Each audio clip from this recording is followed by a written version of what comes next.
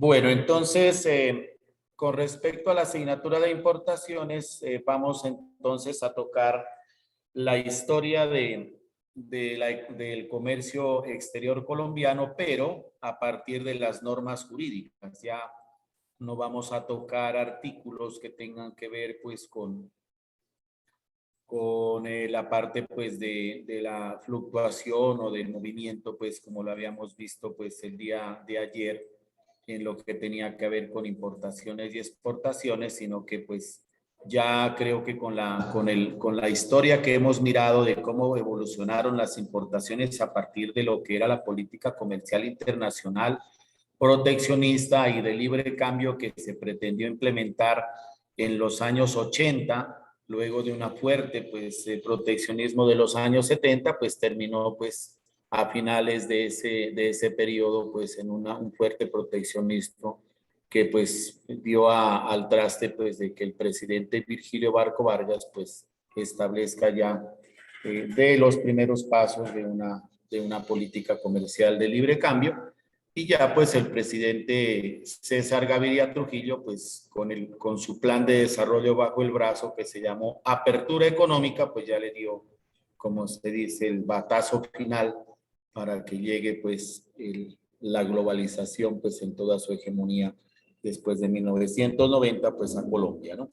Creo que el tema que miramos o el artículo que miramos el día de ayer nos sirvió no solamente para la materia, para recapitular la materia de política de comercio exterior colombiano, sino también pues para darnos unas pautas de cómo evolucionó pues el proceso de las importaciones en Colombia para esta asignatura.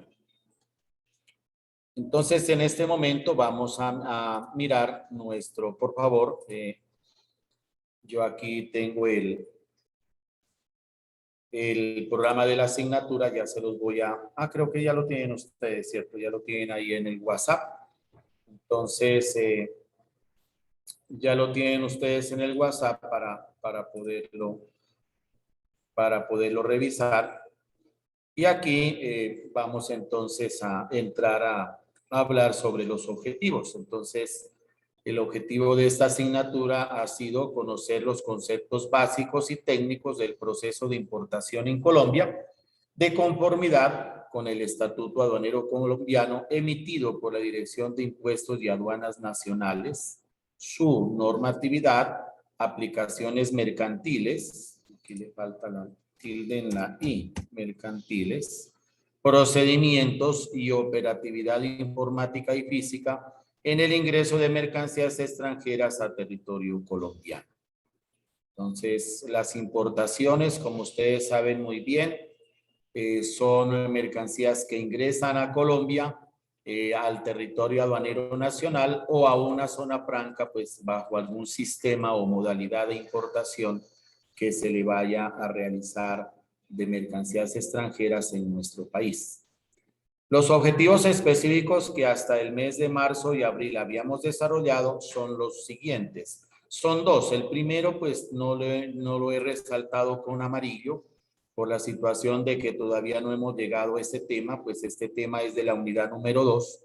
Dice el objetivo específico, primero, conocer las actividades aduaneras en que incurre un proceso de importación al llegar una mercancía extranjera a territorio colombiano. Entonces, ahí podemos darnos cuenta pues que todavía no hemos llegado pues a mirar las modalidades de importación una a una como para hacer una discusión y para hacer pues un análisis de cómo ese tipo de modalidades inciden directamente pues en un empresario dedicado al comercio exterior, ya sea importador o ya sea exportador.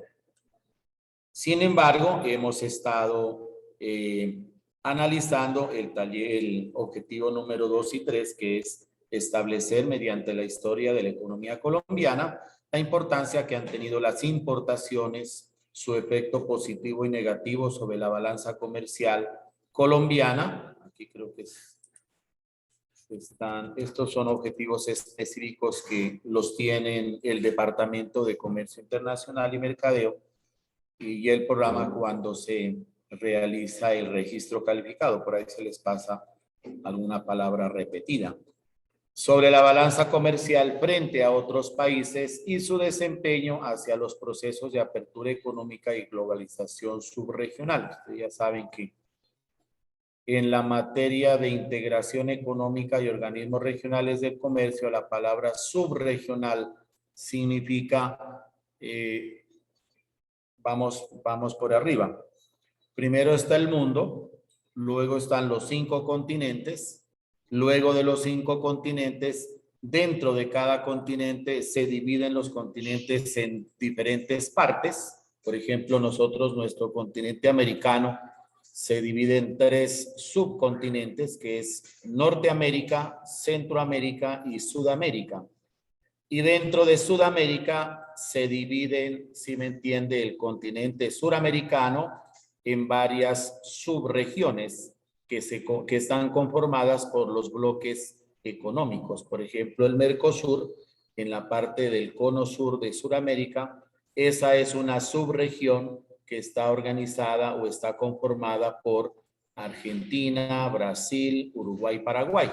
Entonces, hay otra subregión que está allí determinada, que es la Comunidad Andina de Naciones, Colombia, Ecuador, Perú y Bolivia, y adicionado pues también el país de Chile. Entonces esas son subregiones. Entonces por eso se está hablando de una globalización subregional.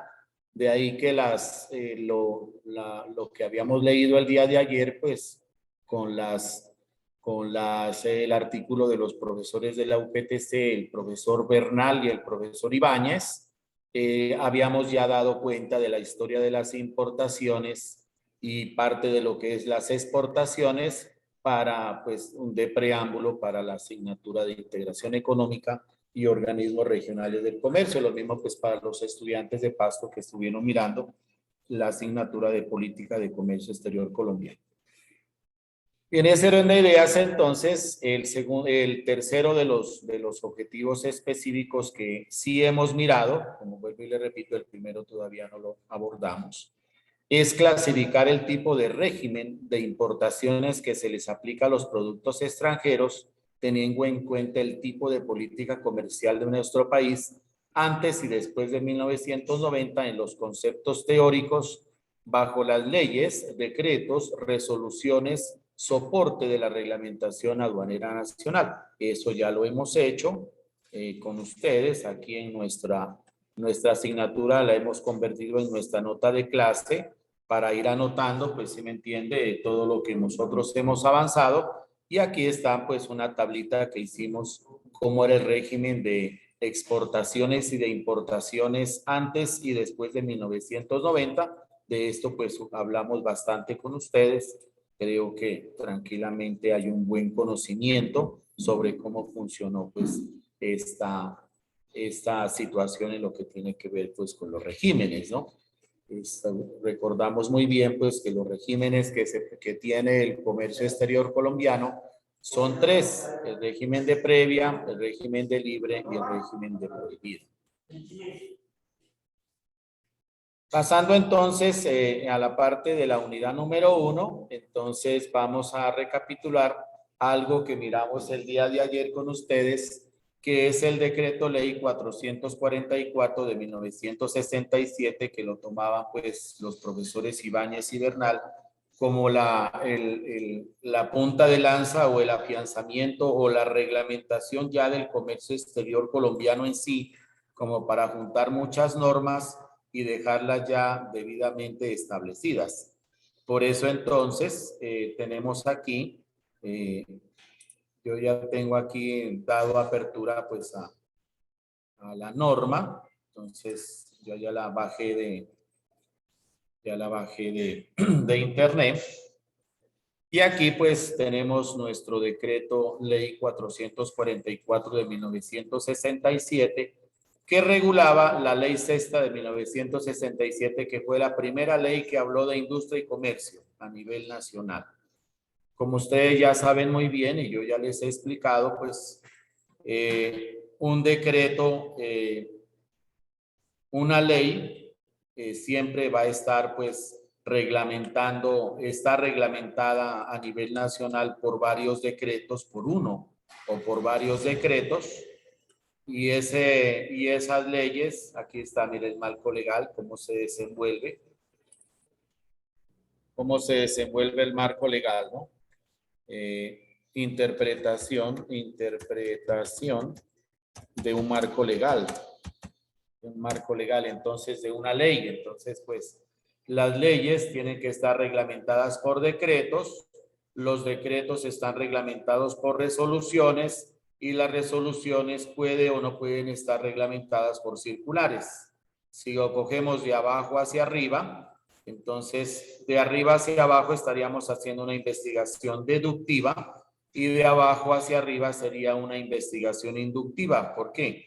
¿Por qué deductiva? Porque una ley es algo muy amplio, es una norma muy amplia y una circular es una norma muy pequeña que cobija solamente ciertos aspectos, si me entiende, que abarca la ley.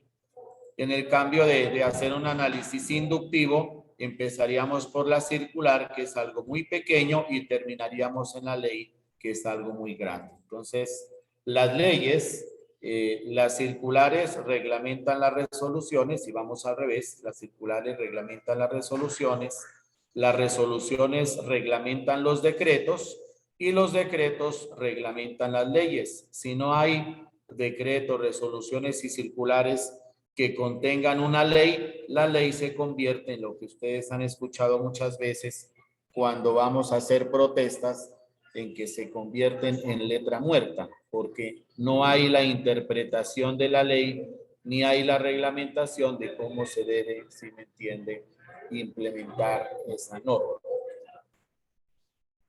Bueno, creo que vamos bien aquí con la parte de la interpretación. Entonces, siempre jóvenes, cuando lleguen al desarrollo de su trabajo de grado, van a encontrar allí marco legal. Entonces, el marco legal tiene que ver con la ley que tiene que ver con su actividad que usted está, de comercio internacional que usted está investigando, y a esa ley usted tiene que investigarle qué decretos tiene y esos decretos qué resoluciones tiene y esas resoluciones qué circulares tiene, entonces que le dan totalmente una reglamentación a la actividad comercial que usted está investigando y le da entonces el peso jurídico usted a esa investigación. El decreto ley entonces 444 de 1967, que fue pues aprobado por el doctor Carlos Lleras Restrepo, fue uno de las leyes que tenía que reglamentar primero el régimen de cambios internacionales y de comercio exterior. Así se llama la ley, que establece el régimen de cambios internacionales y de comercio exterior.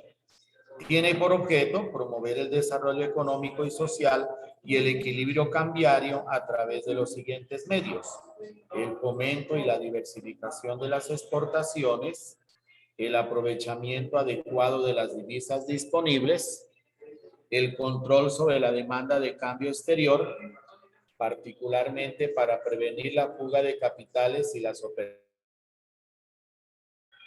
el estímulo a la inversión de capitales extranjeros en armonía con los intereses generales de la economía nacional, la repatriación de capitales y la reglamentación de las inversiones colombianas en el exterior, el logro y el mantenimiento de un nivel de reservas suficiente para el manejo normal de los cambios internacionales.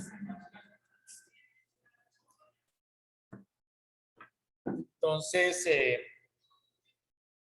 miremos el primero como para darle vamos a mirar solamente de esta ley como estamos recapitulando. Vamos entonces a mirar o analizar el artículo primero y el artículo número 6. Sí, 6. El artículo primero y el artículo 6. Entonces, ¿cuáles eran las actividades que estaban ya reglamentadas con esta ley? Primero, pues, el fomento y la diversificación de las exportaciones, pues que eso es lo que siempre los gobiernos de turno han pretendido, pues, incrementar las exportaciones para mejorar la balanza comercial y así, pues, hacer del comercio exterior colombiano un punto, si me entiende, de productividad y de competitividad, más de competitividad, pues, a nivel internacional. Segundo, dice aprovechamiento adecuado de las divisas disponibles. Eso significa que los dólares, las divisas, pues ustedes saben muy bien, es el nombre que se le coloca a la moneda extranjera que se encuentra en las arcas de la nación. Llámese euro, llámese yuan, llámese yen, llámese libra esterlina. Entonces, ese tipo de divisas que se encuentren, pues, o dólar estadounidense, dólar canadiense, dólar australiano, pues que se encuentren dentro de las arcas de la nación, pues lo que está hablando aquí con este decreto ley, pues es buscar un mejor aprovechamiento de estas divisas. Significa entonces que el gobierno autorizaba, en el caso de las importaciones, qué productos se podían importar y qué productos no se podían importar. Entonces ahí está hablando del famoso aprovechamiento. Yo ya les había hablado, pues, la moda, los vehículos, productos suntuarios, todo tipo de productos importados y ciertos productos importados, pues, eran prohibidos, ¿no? En ese tiempo, pues, la Iglesia Católica prohibía mucho el uso o el consumo de ciertos productos que hacía, pues, que se mantenga una restricción para toda la comunidad. C dice, control sobre la demanda de cambio exterior, particularmente para prevenir la fuga de capitales y las operaciones especulativas. Eso significa entonces también saber poder intervenir el dólar, ¿sí me entiende? Para que no se salga del precio que verdaderamente debía estar y generar, pues, dentro del mercado cambiario en Colombia, pues, un precio que genere, pues, estabilidad, ¿no? Eso es lo que siempre ha pretendido el Banco de la República y desde ahí, desde 1967 en adelante, pues lo que hizo el Banco de la República fue intervenir el precio del dólar y mantenerlo, si me entiende, intervenido. Por eso se llama o se llamó hasta 1990 en lo que al régimen de importaciones se define, pues, el dólar intervenido o dólar de intervención. Significa que es un dólar cuyo precio lo establece el Banco de la República sin que el mercado, si me entiende, lo tenga en cuenta. Entonces, sin tener en cuenta el precio que esté en el mercado nacional. Por ese motivo, pues, el Banco de la República se convirtió, pues, como inquisidor en el precio del dólar y ellos establecían el precio, pues, cuando se incrementaban las cantidades de dólares o se disminuían las cantidades de dólares que ingresaban, pues, a Colombia. Entonces, para eso se regulaba ese precio del dólar a través de un dólar de intervención, un precio de intervención. Está hablando también de la fuga de capitales. Claro, hay una fuga de capitales que puede darse cuando empresarios colombianos que les está yendo muy bien en el mercado colombiano quieren montar este tipo de empresas en otros países. Entonces, ellos lo que hacen es sacar sus capitales de Colombia y colocarlos o invertirlos en países del exterior, montando empresas, invirtiendo en acciones, invirtiendo en bonos de empresas extranjeras. Entonces, lo que hizo esta ley de regulación en el régimen de cambios internacionales y de comercio exterior, pues era regular, o sea, frenar la fuga de capitales, frenar de que los empresarios colombianos salgan y en vez de invertir en Colombia, pues van a invertirlo al exterior. Entonces, al prevenir la fuga de capitales, el inversionista colombiano invierte en Colombia y eso genera, pues, más desarrollo, genera más empleo y genera mayor productividad. Ustedes saben muy bien, pues, que aquí con el nacimiento de esta ley, como decían los profesores Ibáñez y Bernal, se implementó por Carlos Lleras Restrepo, pues, la industrialización por sustitución de importaciones, el modelo económico EASY, que fue, pues, sugerido por la CEPAL, la Comisión Económica para América Latina y el Caribe, como un modelo, pues, para sacar adelante, pues, a los países en vías de desarrollo, como era Colombia en ese tiempo. Y también otro elemento importante que tiene la regulación de estas actividades, que es las operaciones especulativas. ¿Qué son las operaciones especulativas? Eso es como cuando se acaba el arroz, una bodega de arroz en Ipiales, pues simplemente coge y almacena el arroz y espera de que se escasee el arroz en los consumidores, y cuando ya el arroz está muy escaso, sube de precio, y en ese momento cuando sube de precio, pues el dueño de la bodega empieza a vender los kilos o las libras de arroz o las arrobas de arroz. Eso se llama especulación. Esperar, si me entiende, que se mejore el precio del mercado para poder vender un producto más caro al precio que usted pida. Entonces, el especulador dentro del mercado y dentro del comercio, jóvenes, está totalmente, pues, como se dice, vetado por la situación de que, pues, no se puede directamente trabajar, pues, en ese tipo de condiciones porque está deteriorando la demanda y la oferta como determinantes de un mercado, determinantes económicos de un mercado, y eso, pues, es un delito, ¿no? La especulación es un delito porque, pues, hace de que el consumidor gaste más dinero para poder comprar el mismo bien en condiciones, pues, de adversas de mercado, ¿no? En condiciones de escasez. Entonces, asimismo, para las operaciones especulativas que se da del arroz o de algún producto de consumo humano o animal, también pues puede presentarse en materias primas para producción de, por ejemplo, la harina de pescado, que es una de las materias primas importantísimas y la más fundamental para la producción de concentrados para pollos, cerdos. Cuando se escasea, por ejemplo, en este momento, el precio del pollo ha subido, si me entiende, el precio de la libra de pollo ha subido ostensiblemente, es porque la harina de pescado no se la ha podido importar directamente desde como se lo hacía por vía terrestre, por Ipiales, los volúmenes como nosotros lo habíamos importado siempre, todos los días por el puente de Rumichaca, pues sí, pasaban tractomulas y tractomulas y tractomulas de harina de pescado provenientes del Perú, provenientes de Ica y de Iquitos, Arequipa, de toda la parte costera del Perú. Entonces se entraba muy fácilmente, pues, por la frontera colombo-ecuatoriana. Ahora ya no tenemos esa oportunidad y por este motivo, pues, encontramos muchos problemas en esa situación. Ahora, pues, la harina de pescado que está ingresando directamente, pues, a Colombia, pues, se lo está haciendo por vía marítima, pues, ya con unos costos totalmente diferentes, ¿no?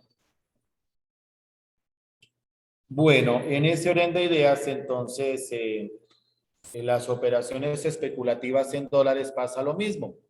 La misma situación sucede cuando un cambiador o cuando una casa de cambios guarda los dólares, si me entiende, o los importadores o los exportadores guardan los dólares y esperan, si me entiende, en el caso del exportador, a que suba el precio del peso colombiano, del dólar en pesos colombianos, para él poderlo cambiar y le den más pesos colombianos por dólares. Entonces el exportador hace una especulación de sus dólares. Entonces dice, no, yo recibí estos dólares, los tengo aquí en mi cuenta, en mi cuenta de ahorros, en mi cuenta corriente, en dólares en mi banco, entonces yo se los voy a vender, si me entiende, al banco cuando haya un mejor precio.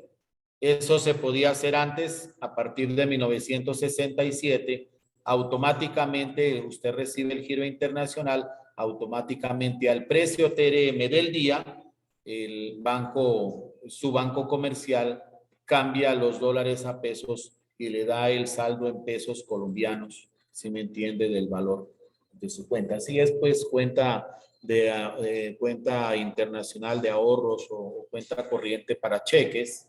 El banco, pues, le puede dar un saldo, le puede decir qué saldo tiene en dólares a la tasa representativa de mercado de ese día, o en pesos, pues, a la tasa de cambio que está en ese momento. Entonces, esas especulaciones también generaban muchos problemas. Entonces, anteriormente los importadores se guardaban los dólares y ahí esperaban, pues, en primer lugar, los exportadores, pues, esperaban a que se devalúe bastante el peso colombiano, que llegue por ahí unos 3,000 pesos, para poder venderlos, para poder cambiarlos por pesos colombianos. Y en el caso de los importadores, pues ellos esperaban a que ya no esté a 3.000 pesos, sino a 2.000 para poder comprar, para poder hacer los giros internacionales y comprar las mercancías, que es el fruto de sus importaciones. Entonces, esas operaciones especulativas pues iban a ser reguladas a partir de ese año en adelante, pues por esta ley.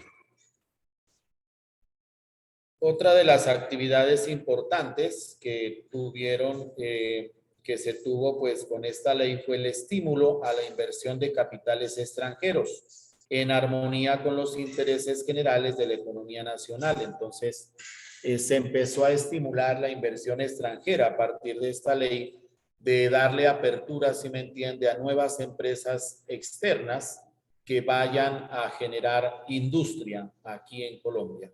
Disculpe un momentico, contesto una llamadita que me están haciendo desde Tulcán. Disculpe un momentico.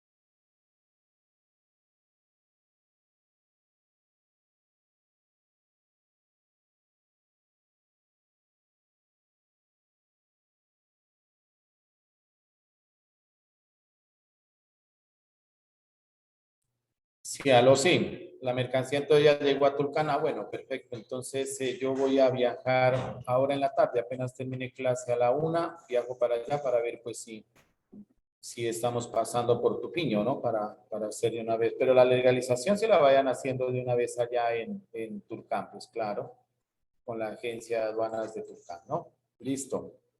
Yo apenas esté por Cumbal, yo ya les pego una timbradita para comentarles que ya me encuentro allá, ¿no? Listo. Ok, chaito.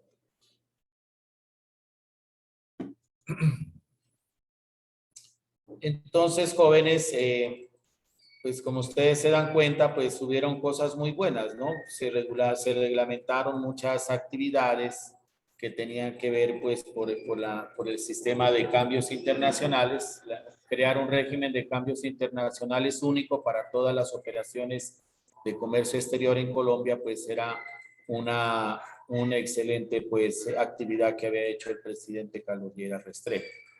El punto número de reglamentación es estimular la inversión de capitales extranjeros. Como yo le decía, pues se necesitaba ya que empresas extranjeras puedan montar sus industrias aquí en Colombia. Una de las empresas, como para tomar un ejemplo de esa fecha, era Nestlé. Nestlé fue una de las empresas que entró aquí después de la promulgación de esta ley y empezó a montar plantas de procesamiento de leche, tanto de leche cruda, y luego pues en los años 70, 80 ya procesamiento de leche en polvo. De ahí nace pues todas esas marcas que de pronto pues ustedes las han podido consumir, como es Milo, de Nesleche, ¿cómo se llama este otro?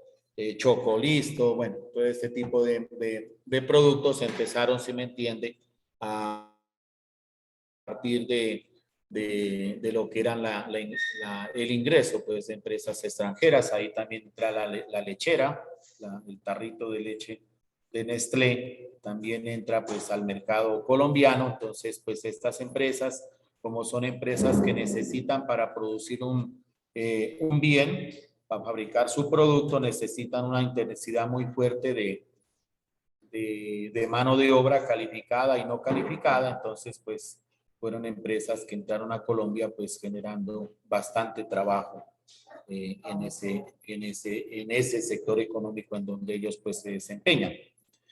Y eso pues iba en armonía con los intereses generales pues de la economía nacional. A partir de 1967 pues también empiezan a entrar grandes empresas en Colombia, como en el caso de la Ford, que ya montaba pues o ya tuvo pues vehículos aquí en Colombia. Aunque la Ford pues como empresa multinacional pues ya tenía muchas restricciones, y esta ley pues lo que le dio fue la facilidad pues de poder ingresar con sus productos importados a Colombia pues de mayor manera y en mejores o en mayores volúmenes, ¿no? Ahí entra también las ensambladoras pues entran a Colombia, a lo que es General Motors. General Motors entra al departamento de Cundinamarca. Eh, y también se monta en Envigado la ensambladora de Renault, de la marca Renault, de la marca francesa de Renault.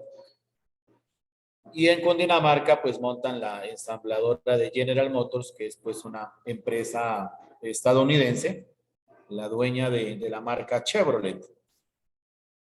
Y en el caso pues de la Renault, pues su marca pues es francesa, entonces se la monta en Envigado, que es uno de los municipios del área metropolitana de Medellín, en donde ya pues estas ensambladoras empiezan pues a fabricar productos en este caso pues vehículos importados. Primero pues se traía todos los repuestos, absolutamente todos los repuestos, hasta el último tornillo para armar un Renault 4 pues aquí en Colombia. Y luego en la medida en que la industria colombiana pues a través del tiempo, desde 1967 hasta nuestros días, empezó a desarrollarse alrededor de la industria automotriz, pues ya les comento pues que solamente se importa la caja, el motor y la transmisión de un carrito, o sea, la caja de cambios, el motor y la transmisión, o sea, el cigüeñal. Esas tres cositas se las importa desde Francia. Francia es pues el dueño de la marca Renault, y ellos tienen otras maquilas donde les fabrican estos motores, estas cajas de cambio y estos cigüeñales. Se las fabrican, unas las pueden fabricar, ellos trabajan directamente con la zona franca de Manaus, en Brasil, y Manaus es la que fabrica la mayoría de los motores, si me entiende, de varias marcas de vehículos, si me entiende, a nivel internacional. Entre ellos, pues está Toyota, está la Kia Motors, está Renault, está esta empresa, la de los Piaggio, la DFSK, entre las que yo conozco, pues que tienen ensambladora y fábrica, pues si me entiende, de motores, cajas de cambio y cigüeñales. Entonces, estas empresas ya venden esas franquicias, se fabrican los productos ya en otros países, y de esos países se envían a los países consumidores, como el caso de Colombia, y entonces acá llegan estos productos. Por eso cuando tú compras un repuesto de Renault, dice la marca y dice Made in Brasil, Made in Brasil. Entonces ya Renault, Made in Brasil. Entonces Renault, por ejemplo, es un vehículo que ya se lo considera como un vehículo sudamericano, porque mire que el motor, la caja de cambios y el cigüeñal son fabricados, por lo general, son fabricados en Brasil, o si no, son fabricados en México, o si no, son fabricados en India, o si no, son fabricados, si me entiende, en Taiwán. Entonces, pues ya no son fabricados en los países donde ha nacido pues el vehículo, que pues ellos lo hacen directamente por disminuir pues los costos de fabricación, los costos de producción, y poder entrar pues a Colombia con unos precios más competitivos, si me entiende, de los que se presentan por otras marcas en este mercado.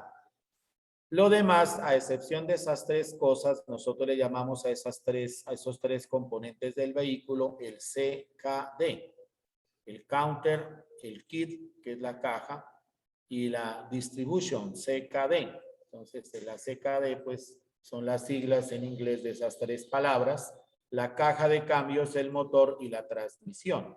En este caso para nosotros, pues el cigüeñal. Entonces, el cigüeñal, pues si de pronto algún estudiante no lo conoce, pues el cigüeñal es como una varilla gruesa que une el motor que se encuentra adelante con el eje de las llantas de atrás, en el caso de un camión. Entonces, o en el caso de una camioneta.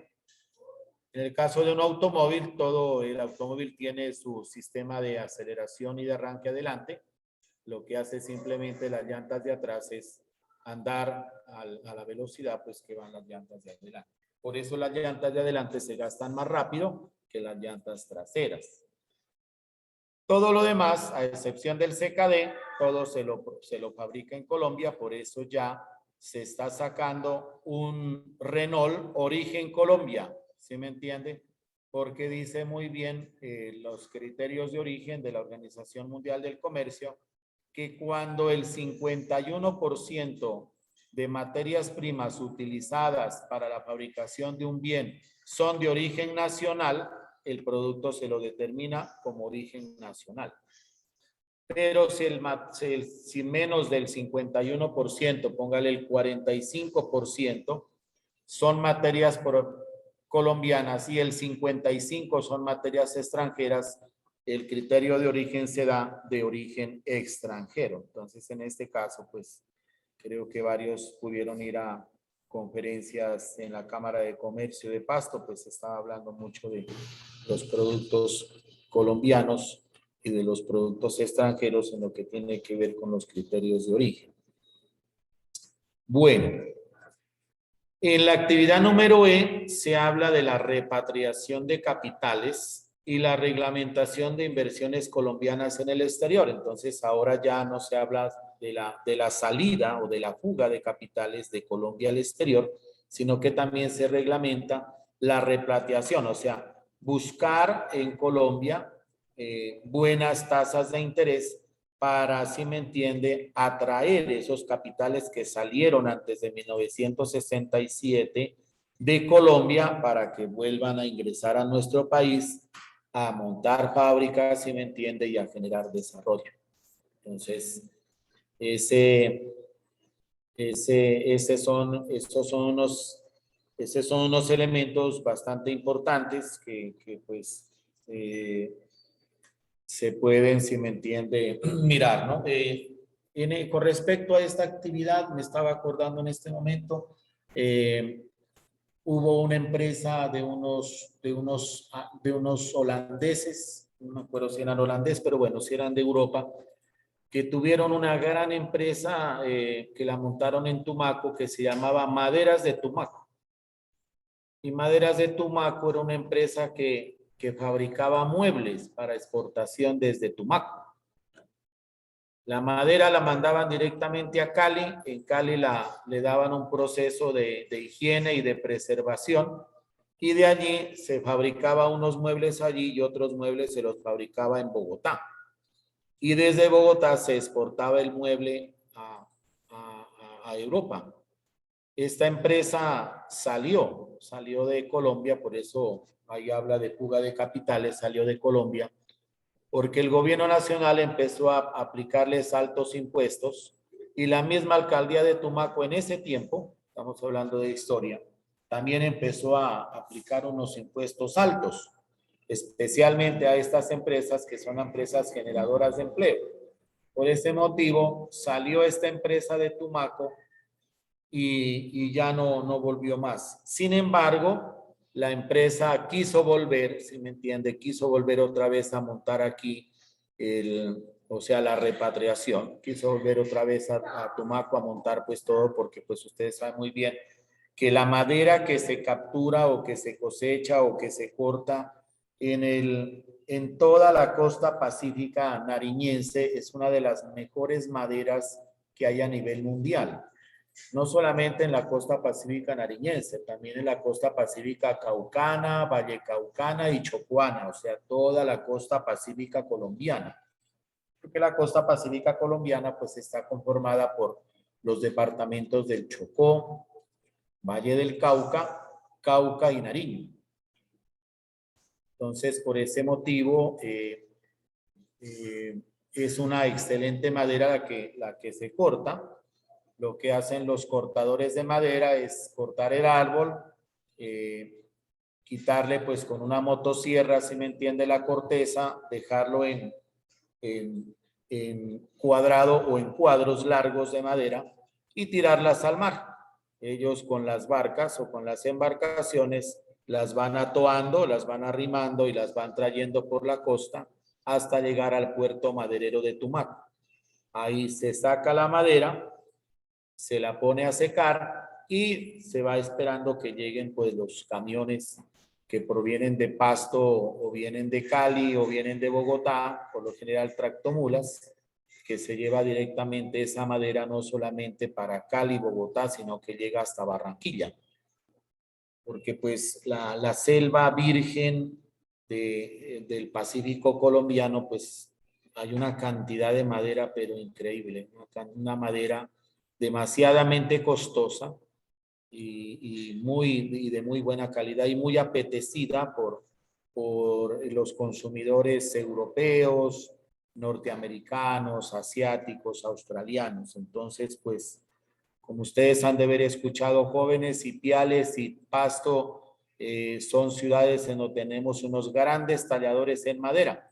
Ahora que estoy terminando el cuarto libro de Frontera Sur, una propuesta de investigación regional, pues se le tomó unas fotografías a unos excelentes talladores de madera que hay allí en el barrio Río Blanco de Pasto, en donde pues se fabrican los famosos muebles Luis XV, que tienen un costo pues en Pasto de 1.800.000, 2 millones de pesos, pero que allá en el exterior pues ya pasa de aproximadamente los $5.000, un juego de muebles Isabelina, Luis XV, barrocos, que son pues los muebles más apetecidos porque vienen pues las patas de los muebles pues talladas.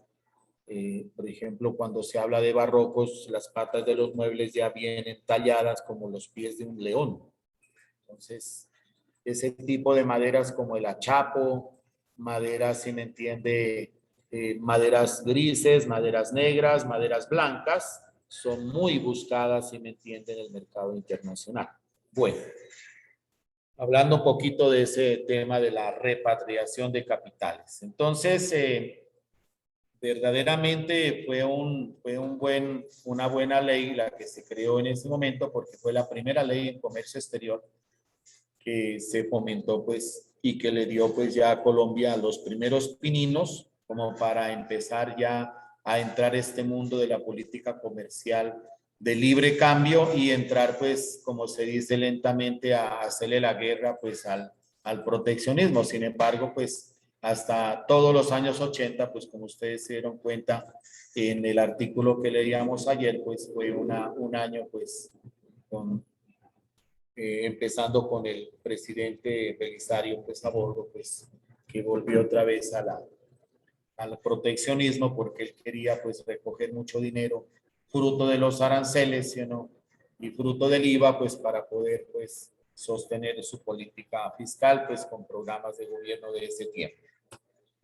Y el último de las actividades que se reglamentó fue pues el propósito es el logro y mantenimiento de un nivel de reservas, o sea de divisas, las reservas internacionales como un indicador macroeconómico en un país es el volumen en divisas que tenga pues el país a nivel internacional y que le permiten pues directamente tener una solvencia, ¿no?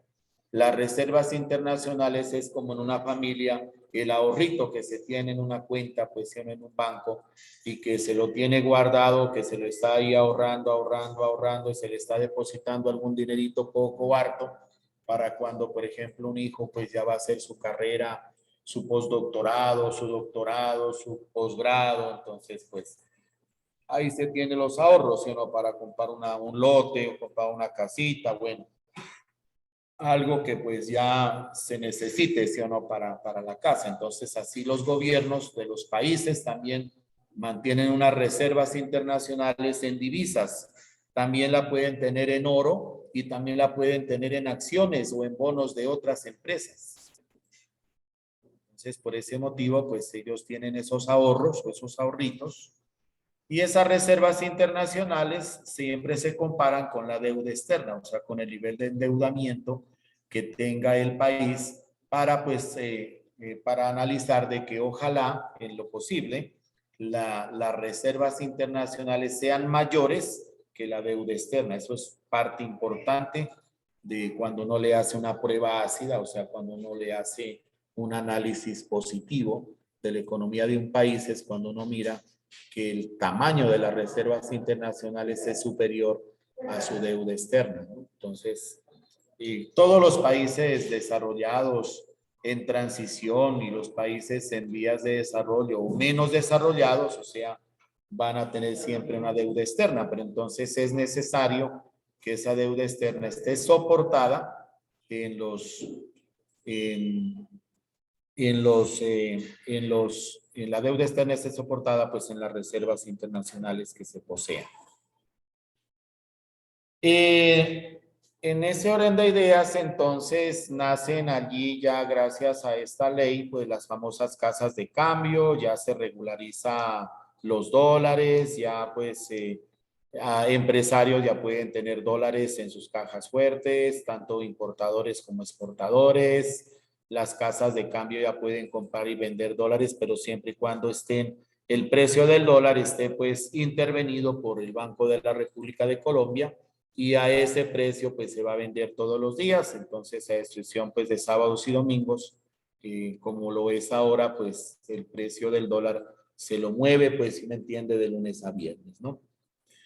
Después de 1990, ¿qué pasa? Pues ya se elimina el dólar intervenido, se lo abre a mercado abierto, el open market, y es el open market el que verdaderamente define pues todo el futuro del dólar en Colombia.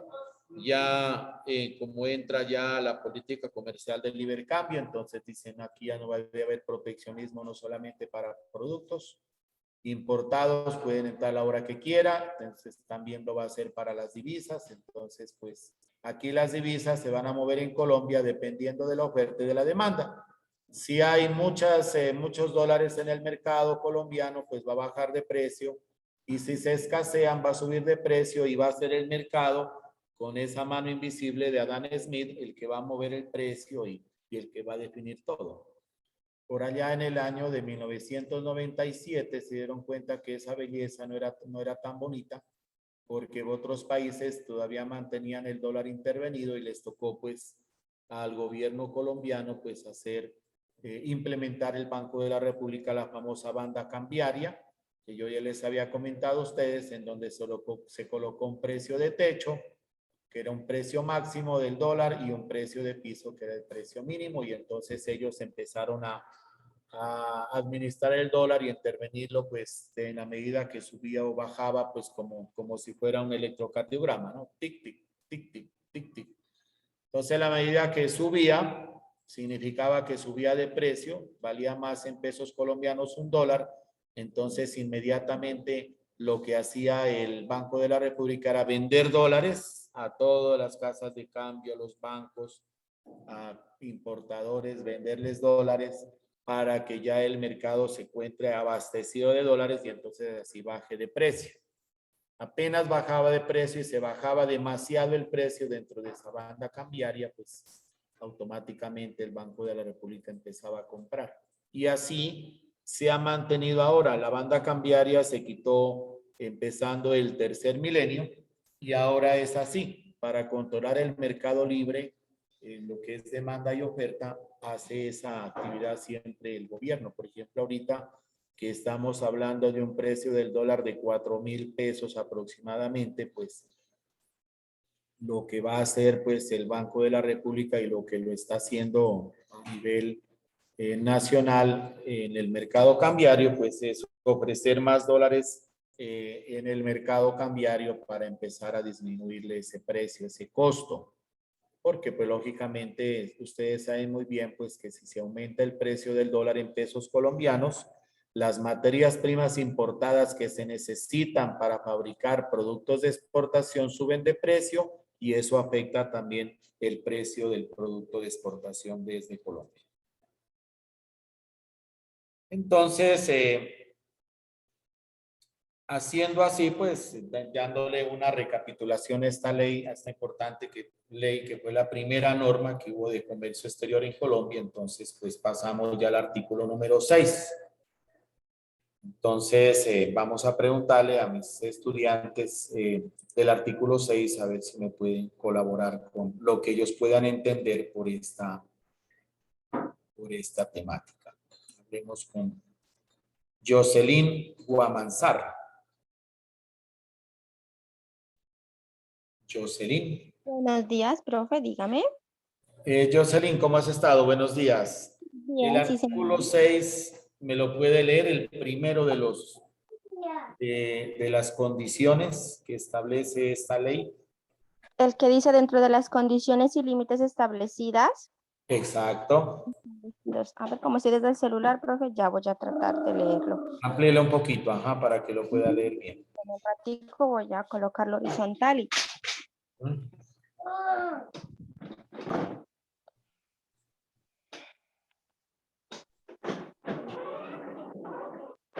¿Se alista, por favor, Yesenia Espinosa? ya, Bueno, profe. Artículo 6. Dentro de las condiciones y límites establecidos en el presente estatuto, podrán adquirirse divisas para pagos al exterior por los siguientes conceptos. A. Mercancías cuya importación haya sido debidamente autorizada. B. B. Billetes de importación que deban cubrir moneda extranjera. C. Petróleo crudo que se adquiera para su refinación en Colombia, cuando mediante la autorización prevista en el artículo 154. D. Servicios de evidente conveniencia para el país. E. Servicio diplomático. Pagos a organismos internacionales, deuda pública y otros compromisos contractuales del Estado y de las demás entidades de derecho público. F. Gastos en moneda extranjera que demande el comercio de exportación. G. Gastos de estudiantes en el exterior. H. Servicio de la deuda externa del Banco de la República y de la Federación Nacional de Cafeteros de Colombia. Y servicios de los préstamos externos a favor de particulares. J. Remesas de utilidades y reembolso de capitales extranjeros invertidos en Colombia. Y K. Los demás que determine la Junta Monetaria para fines económica o socialmente útiles. Correcto. Muchas gracias, muy amable. Yesenia Espinosa. sí, profe, ¿sí me escucha? Sí, claro y conciso. La primera Artículo de 7. las actividades dice mercancías cuya importación haya sido debidamente autorizada. ¿Cómo lo interpretaría usted ese concepto? O sea, profe, que deben de tener todos los permisos requeridos y así como pues permisos, licencias y que estén dentro de las Y mercancías documentos, que, ¿no? Y documentos. todos los documentos, sí. Exacto. Cuando habla debidamente autorizada, ¿significa que se estaba utilizando una política proteccionista o de libre cambio? De proteccionista, profe, Claro, porque aquí mismo lo requiere dice. Claro, documentos especiales. exacto. Imagínense que en ese tiempo había mercancías que tenía que ir con el visto bueno del arzobispo primado de Colombia. En ese tiempo, por ejemplo, les comentaba a ustedes la minifalda como moda a nivel mundial, se demoró varios años en entrar a Colombia porque era prohibida por la curia, porque a las mujeres era prohibido vérsele las piernas. Entonces, imagínense, una importación pasaba de unos 35 o 40 documentos para ser autorizada. Era demasiadamente restringido, ¿sí o no? Las importaciones. La segunda, por favor, la puede leer. Fletes. En la segunda dice fletes de importación que deban cubrirse en moneda extranjera. O sea, Lógico.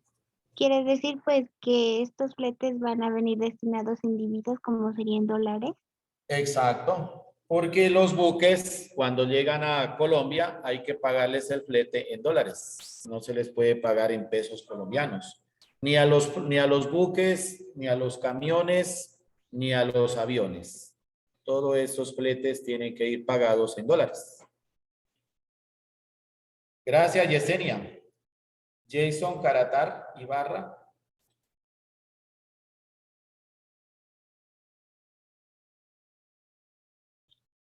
Jason Caratar.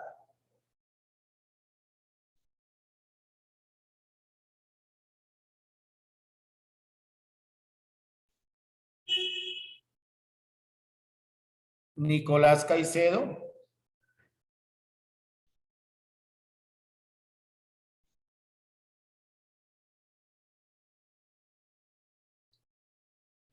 Nicolás Caicedo.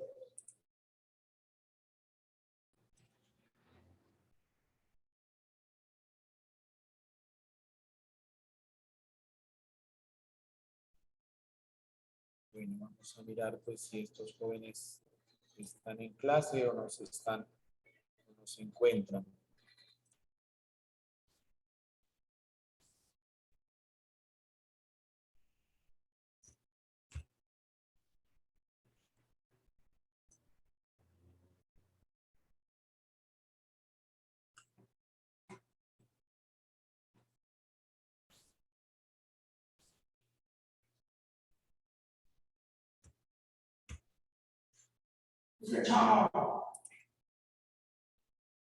Entonces,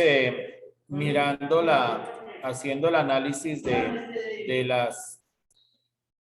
la norma, podemos mirar que los fletes de importación, pues también se los podía pagar en dólares y eso también pues tenía que estar regulado pues en Colombia, ¿no? Para poder comprarlos y poder pagarles. El petróleo crudo que se adquiere para su refinación en Colombia, lógicamente, aquí pues en Colombia pues tenemos unas excelentes refinerías y lógicamente que pues se puede hacer la producción de gasolina, aceites para motores y otro tipo de aditivos pues para el sector automotriz, la maquinaria amarilla, el sector pues de lo que es aeronáutica y también ahora se está fabricando también en Colombia, por ejemplo, la gasolina para motores de buques, que es una gasolina, pues un diésel, ¿no? Un combustible diésel para ese tipo de grandes máquinas, pues a nivel internacional. Esos buques cuando llegan pues a los puertos como es el puerto de Buenaventura, el puerto de Cartagena, el puerto de Barranquilla y Santa Marta, son buques pues a donde ahí pueden ellos tanquear, porque si hay combustible para poderlos tanquear, y son buques que compran miles y miles de galones de ACPM, que pues les va a servir mucho pues para su mantenimiento y además pues para su salida desde el país pues a cualquier lugar del mundo. Entonces ese tipo de refinerías de petróleo crudo para poder elaborar el ACPM, ACPM significa aceite carburante para motores, lo que se conoce pues en inglés como diésel o diésel, pues ya se lo puede fabricar en Colombia para ese tipo de vehículos, ¿no? De comercio internacional. Están los servicios de evidente conveniencia para el país. ¿Qué significa? Servicios pues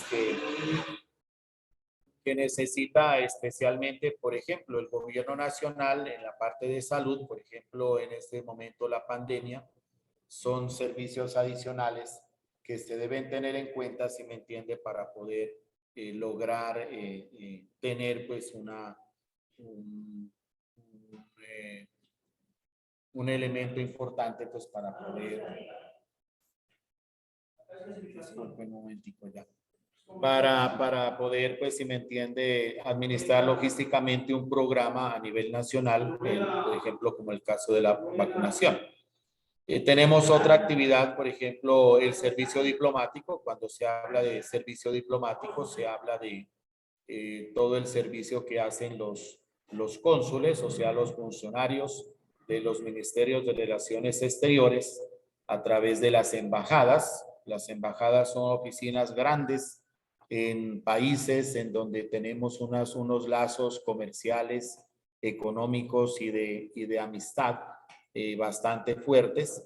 Y en las ciudades pequeñas de esos países tenemos los famosos consulados, que son las embajadas pequeñitas que se tienen, si me entienden, esos diferentes países para poder lograr pues establecer una atención integral al migrante colombiano en esos diferentes países. Por ejemplo, yo tuve la oportunidad de conocer en Guadalajara el consulado de Colombia en Guadalajara. Entonces, una oficina pues muy elegante, muy bonita, pues como fui pues en diciembre, pues en periodo de pandemia, pues me tocó pues llegar allá a anotar el correo por donde yo podía subir y escanear documentos, y pues una niña pues me atendió pues por una ventanilla, no había más funcionarios, pero entonces esos consulados son como las oficinas menores, ¿no? Que tienen una embajada de un país en otro. Entonces, prestan esos servicios de migración, de atención al migrante. No vayan a que por el hecho de que hay una oficina consular de Colombia en el exterior, le van a dar plata o le van a dar comida, no, absolutamente nada. Lo único que le van a brindar es información y apoyo para decirle, mire, si usted tiene esta necesidad, vaya a tal institución, si usted quiere hacer esto, aquí le doy el nombre o la dirección o el teléfono de este funcionario con el que usted tiene que hablar o con el que usted tiene que dirigirse para solucionar algún problema suyo. O sea, los consulados no son, si me entienden, unos lugares donde pues usted le den de comer, le den de dormir, lo apoyen, pues si me entienden, ¿no? En ese caso, pues hay muchas excepciones, ¿no? Hay muchas excepciones que se pueden presentar, pero por lo general solamente son puntos de información en lo que tiene que ver con migración. Por ejemplo, a usted se le perdió un pasaporte, por ejemplo, en el año 2007, 2008, estuve yo con mis estudiantes en Ciudad de Panamá y en la zona libre de Colón, en la zona franca de Colón, y en la zona libre de Colón, y me acuerdo que una niña se le perdió un pasaporte, entonces nos tocó ir al consulado de Colombia en Colón, Panamá, y allá pudimos tramitar pues una constancia de que esta niña sí tenía su pasaporte, con lo cual pues pudimos ya presentarlo en el Aeropuerto Internacional de Tocumen para poder salir de Ciudad de Panamá y entrar pues a Medellín, Colombia, y que no le pongan ningún problema ni a la salida ni a la entrada. Para eso sirve, si me entiende, esos servicios diplomáticos. Pagos a organismos internacionales, pues lo que se paga, lo que tiene que ver con la deuda pública, la deuda externa. Ustedes saben que la deuda externa se divide en dos: la deuda que deben las empresas, como también la deuda que deben las empresas que son parte del sector privado, como también las instituciones que conforman el sector público. Entonces, por lo general, la deuda externa tiene un porcentaje mucho más alto, creo que está como en el 90% de deuda externa pública de un país, y la deuda externa privada puede ser de oscilar en un 5 o un 10%, ¿no? Las empresas del sector privado tratan lo menos que se pueda de endeudarse en divisas externas, porque esa fluctuación del peso colombiano frente a esa divisa los mata, ¿no? Siempre nuestra moneda es muy devaluada, entonces pues uno a veces pierde mucho dinero pagando o amortizando deudas en el exterior. Pago a organismos internacionales, o sea, lo de la deuda externa, lo que se le pague al Fondo Monetario Internacional o a otros bancos internacionales, pues entonces para eso es que pues, se reglamenta esta ley. Compromisos contractuales del Estado, pues el Estado tiene también obligaciones en lo que tiene que ver con contratos del Estado con otros gobiernos y las demás entidades del derecho público, ¿no? El punto F habla de de gastos en moneda extranjera que demande el comercio de exportación. Entonces, pues todo lo que tiene que ver con fletes, para pago de fletes internacionales de exportación, cuando el flete se lo paga aquí en Colombia, por ejemplo, para entregar una mercancía que vaya del puerto de Buenaventura por buque hasta el puerto de Vancouver en Canadá. Entonces al barco hay que pagarle en prepaid, al buque hay que pagarle en prepaid, a la naviera entonces hay que pagar en dólares, hay que cambiar los pesos colombianos a dólares para pagar el valor del flete que cobra la agencia naviera, que es la representante de la flota naviera, pues, de Vancouver aquí en Colombia, ¿no? También se habla de los gastos de los estudiantes en el exterior, pues entonces cuando las familias, pues de las personas ostentosas de aquí de Colombia, le giran pues también a los estudiantes que están cumpliendo sus becas o están cumpliendo pues sus estudios en el exterior, pues se hace pues a través del Banco de la República, se gira primero al banco, el banco comercial hace la declaración de cambio de esos dólares al Banco de la República y de allí pues se procede, después de darle a conocer o después de declarar esos dólares al Banco de la República, el banco comercial hace el giro pues al banco en el exterior y el banco en el exterior pues ya hace de que se deposite pues en la tarjeta de débito del estudiante para que lo pueda retirar el dinero. El servicio de la deuda externa del Banco de la República, de la Federación Nacional de Cafeteros de Colombia, que creo pues que no tiene ningún tipo de explicación. El servicio de los préstamos externos a favor de particulares, pues ya he hablado de lo que se divide la deuda externa de un país. Las remesas de utilidades y reembolso de capitales extranjeros invertidos en Colombia. La palabra remesa significa el giro internacional que hacen los inversionistas extranjeros en Colombia cuando a 31 de diciembre de cada mes, si me entiende, generan sus contadores públicos, su oficina de contabilidad genera las utilidades netas. Si saben cómo se saca las utilidades netas, ¿no? Se suma todos los activos, se le resta todas las deudas, o sea, todos los pasivos de la empresa extranjera. Eso al pasivo, pues se le suma el patrimonio, pues sí o no. Y del PIG, del estado de pérdidas y ganancias, se extraen las utilidades brutas. Entonces, activos igual a pasivos más patrimonio y luego se pasa entonces al PIG, al estado de pérdidas y ganancias. Y de las ganancias que quedan, pues ganancias menos pérdidas quedan las utilidades brutas. Las utilidades brutas, pues se les descuenta los impuestos de ley que le establece el gobierno nacional. Y de eso, pues quedan las utilidades netas. Esas utilidades netas, las empresas extranjeras las exportan, las giran al exterior. Eso se le llama remesa. El nombre de ese giro de utilidades de empresas extranjeras radicadas en Colombia se le llama remesa. Entonces, esa remesa de utilidades y reembolso de capitales extranjeros invertidos en Colombia también, pues, fueron reglamentados por esta ley. Y las demás que determine la Junta Monetaria. Entonces, jóvenes, de esta ley, pues, era importante, pues, mirar o analizar el artículo número 1 y el artículo número 6 con respecto a cómo, pues, empezó, ¿no? A trabajar pues directamente la norma para poder reglamentar ya el régimen de cambios internacionales y de comercio exterior en Colombia. Aquí vamos a mirar una partecita en estos 3 minuticos que nos quedan sobre el certificado de cambio. Todo producto que se compre en el exterior cambiando por dólares, se debe generar un certificado de cambio. Entonces, vamos a preguntarle a Samantha Chávez que nos lea el artículo 18 y el artículo 19. Por favor. Samantha.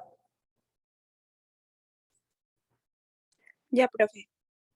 ¿Cómo estás, Samantha? Buenos días. Bien, profe. ¿El 18? El 18 y el 19, haga el favor para que conozcan ustedes cómo funcionan los certificados de cambio, o sea, la declaración de la compra de mis dólares para pagar una importación. Ya, profe. Los- Artículo Ajá. 18. Constituyen certificados de cambio los títulos representativos de monedas extranjeras que el Banco de la República deberá expedir en las circunstancias y con las condiciones del artículo siguiente. Tales títulos serán liberalmente negociables por sus beneficiarios o tenedores. Por la Junta Monetaria podrá, por razones de conveniencia general, permitir su endoso solo a los establecimientos de crédito que hayan sido debidamente autorizados por el superintendente bancario para adquirirlos, poseerlos y negociarlos. Y negociarlos, ajá. El artículo 19, por favor. El Banco de la República expedirá certificados de cambio contra entrega de las divisas que constituyen ingresos del mercado que se reglamenta en esta sección, previo descuento de los impuestos en moneda extranjera que graven el respectivo reintegro o de las deducciones que autorice la Junta Monetaria en desarrollo del artículo 54. Cuando el reintegro.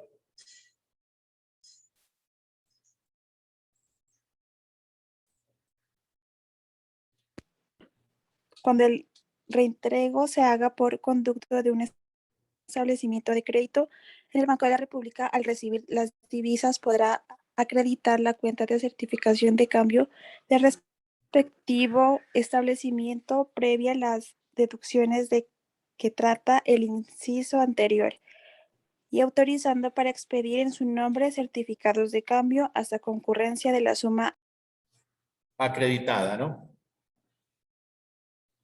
Gracias, Samantha. Entonces, miren que cuando uno iba a comprar dólares, el Banco de la República lo que le daba era un certificado de cambio y con ese certificado de cambio usted le entregaba al banco comercial para que el banco comercial pague esos dólares en el exterior y a usted le envíen el contenedor. Entonces, mire que era un trámite demasiadamente engorroso porque mientras usted entregaba el dinero para que el Banco de la República les pida un certificado de cambio, eso se demoraba hasta 15 días, hasta un mes. Entonces eso detenía el proceso, si me entiende, el proceso de la importación, o sea, hacía que la importación se demorara hasta 3, 4, 5, 6 meses. Por ejemplo, yo tuve el conocimiento en esos años, en los años 70, 80, de que una importación en Ipiales duraba hasta 4 meses, porque por la cantidad de documentos que se pedía, primero pagarla, pues no la importación al exterior a través de esos famosos certificados de cambio, y luego todos los documentos de trámite para que llegue ese contenedor a Colombia. Entonces, pues eran unos trámites demasiadamente engorrosos. Ahora, pues después de 1990 ya no se habla de los certificados de cambio, ni de ningún tipo de valor, de título valor. Ahora usted, cuando compra dólares en el banco comercial para hacerle un giro al exportador en el extranjero, se llena un formulario del Banco de la República que se llama declaración de cambio. Usted simplemente declara cuántos son los dólares que compró, a quién se los van a entregar, qué producto va a comprar y punto. No es más. Es más, esa declaración de cambios, la diligencia del mismo banco comercial con el cual usted tiene negocios internacionales y desde donde usted gira los dineros. Voy a poner un ejemplo mío. Yo trabajo como importador con el BBVA. El BBVA en México se llama Bancomer, BBVA Bancomer. Entonces, entre BBVAs, ellos me tramitan la declaración de cambio. Yo absolutamente de eso no me entiendo en nada, simplemente yo pongo mi dinero en mi cuenta en dólares, lo giro o lo consigno en pesos colombianos, el banco me lo convierte en dólares, hace el giro SWIFT, o sea, el giro directo al exportador, el banco del exportador recibe el dinero, lo notifica al exportador, le dice que ya hay un dinero desde Colombia, que lo estoy enviando, le mandan el código SWIFT para que lo puedan abrir y puedan sacar esos dólares y cambiarlos a pesos mexicanos. El exportador de allá me manda un voucher, me manda un mensaje, me dice que sí por correo certificado de que ya está recibido el dinero y que en tal fecha y a tal hora pues está el container listo para hacer el proceso de exportación desde México. Entonces, miren jóvenes que la declaración de cambio aligeró más el proceso que este bendito certificado de cambio, que era como un diplomita, como un título valor, como cuando uno compra un CDT. Usted mete, por ejemplo, unos 20 millones a un banco y le dan un diplomita. Dicen, usted es el acreedor de estos 20 millones, la tasa de interés que le va a pagar el banco es a 3 meses, 90 días, es de tanto dinero. Y ese lo debe tener usted hasta el día que se cumpla pues el plazo, lo entrega el diplomita y a cambio de ese certificado, de ese CDT, le dan la plata. Algo así era un certificado de cambio que se daba anteriormente. Bueno, jóvenes, entonces con eso terminamos ya una recapitulación de este decreto ley 444. El próximo lunes, entonces, yo voy a cerrarlo aquí. Voy a pasar entonces al programa de nuestra asignatura para que entonces nos demos cuenta que ya la temática 2 ya está cubierta. La temática 1 la miramos ayer cuando estuvimos leyendo el artículo del profesor Bernal y del profesor Ibáñez. La temática número 2 ya la recapitulamos hoy.